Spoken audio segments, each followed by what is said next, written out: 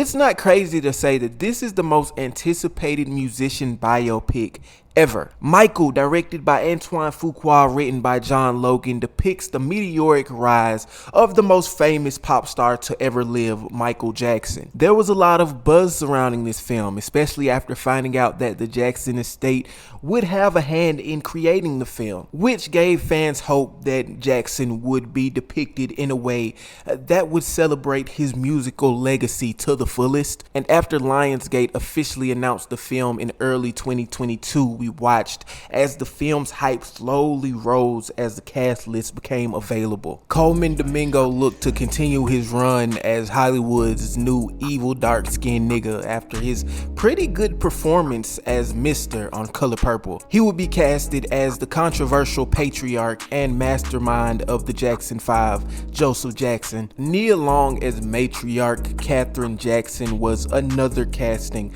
I was pretty excited for. I'll watch her in anything. And of course, the casting choice that had to sell everyone on the film in the first place, Jermaine Jackson's son, Jafar, being casted as the king of pop himself. But with all the hype came a lot of behind the scenes issues. An important part of the Jackson family, Janet Jackson, deciding to distance herself from the entire project. Michael's daughter Paris completely condemned the film, saying that it was inaccurate and a controlled depiction of her father's life. There were multiple reshoots, multiple rewrites, multiple edits that had to be made due to certain liberties that they had to take within the story of the rise of the Jackson 5 and the rise of Michael Jackson. But even through all of that, I still believe that it would have been quite impossible to mess up this biopic, a retelling of the tumultuous life of one of the greatest, most popular musicians of all time. Millions of records sold, collaborations with some of the greatest minds in music history.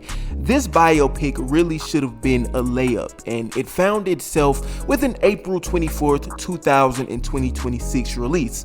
Yes, last Friday. So we went to go see it, and I'm not gonna lie, my nigga, this is just another Jackson 5 movie. Bristow, talk to him slow. I turn her up to a pack. Her best friend told her she better get back. Okay. Hey. I turn her up to a pack. Her best friend told her she better get back. But before we start, if you like content like this and you're new to this channel, which you most likely are, seeing that 98% of you guys are new, then hit that subscribe button, hit the notification bell, join the family. We're on the road to 3K subscribers.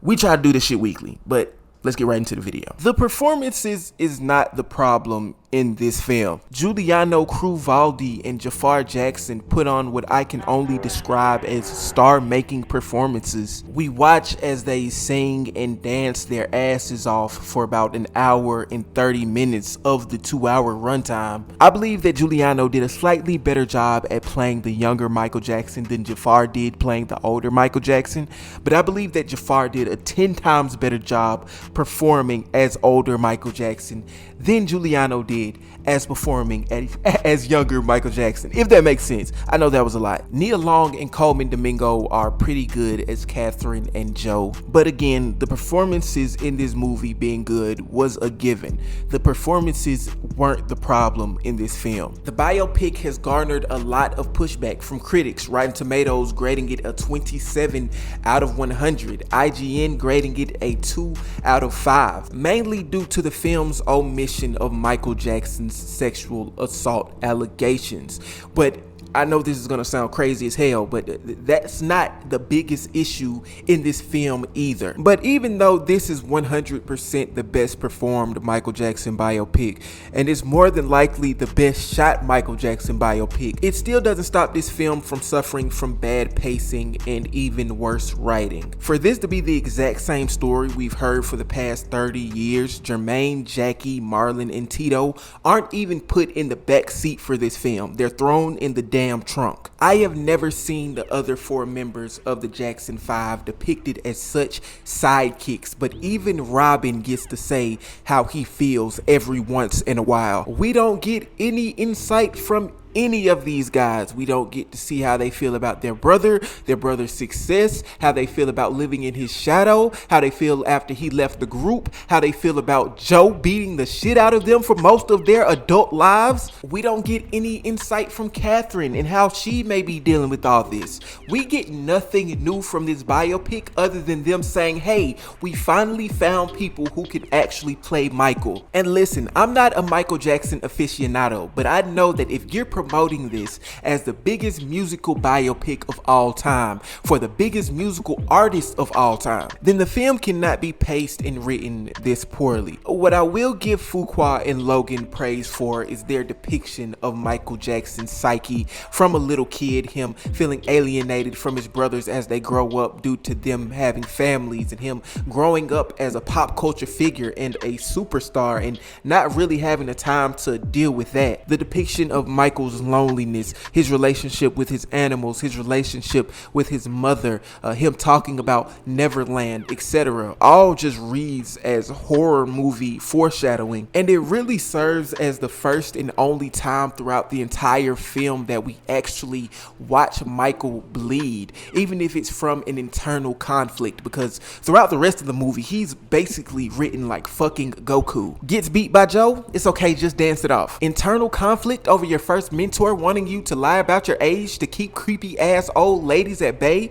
Fuck it, dance it off. You would have thought him getting hit in the head with a literal fireball was him just twisting his ankle the way that he bounced back from the shit. It was crazy. And there lies the biggest issue with Michael, and my biggest issue with majority of the musician biopics we've gotten out of the last 10 to 20 years. The films are way too short, they move way too fast, and it feels like the creators are completely speed running or even omitting important details of these musicians' professional and even personal lives. I say this even without them adding the allegations. There's no reason that this movie shouldn't have been more than 2 hours and 30 minutes. And if you weren't gonna mention the allegations, then there was a lot of meat left on the bone of Michael Jackson's story that was either not cared about enough or was cut out due to backstage drama. Because I can completely understand, with another film on the way, the family estate wants to depict Michael as well as they can